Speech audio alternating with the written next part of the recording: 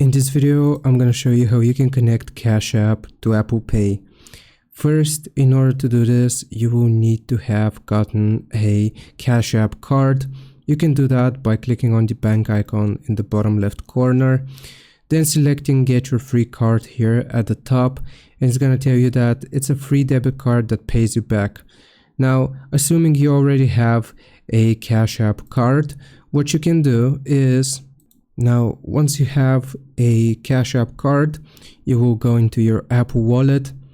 Then you need to select the plus sign in the top right corner and you will choose debit or credit card because the Cash App card is going to be a debit card. Now you probably won't have this screen, but instead it's going to look like this, and you can just click on continue. If you have received your physical Cash App card, then you can hold it near your iPhone and it's going to be detected. If you only have a virtual Cash App card, you can click on enter details manually.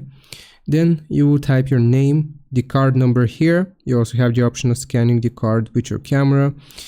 And you can click on next in the top right corner. You will need to go through the prompts, and that is how you connect Cash App to Apple Pay. Hope this helps. Leave a like and subscribe. I'll see you next time.